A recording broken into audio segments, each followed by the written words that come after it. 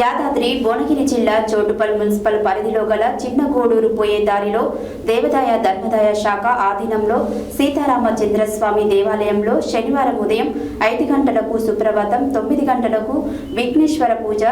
స్వస్తివాచనం, దీక్షాధారణ, ధ్వజారోహణ,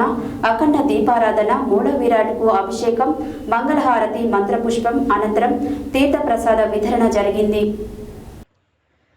యాదాద్రి భువనగిరి జిల్లా చౌటుప్పల్ మున్సిపల్ పరిధిలో గల చిన్నకొండూరు పోయే దారిలో దేవాదాయ ధర్మాదాయ శాఖ ఆధీనంలో సీతారామచంద్రస్వామి దేవాలయంలో శనివారం ఉదయం 5 గంటలకు సుప్రభాతం, 9 గంటలకు విఘ్నేశ్వర పూజ,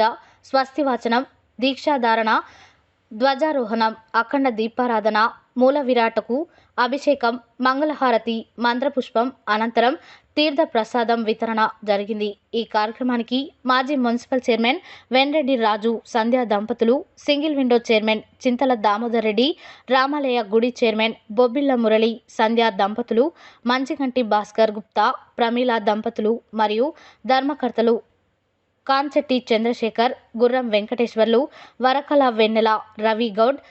తూర్పుంటి నరసింహ, బడుగు మాణిక్యం, గుజ్జుల సురేందర్ రెడ్డి, బోడిగ బాలకృష్ణ, బాల్యం వెంకటాచలపతి, దాచపల్లి ప్రకాష్, ఉప్పల కృష్ణ,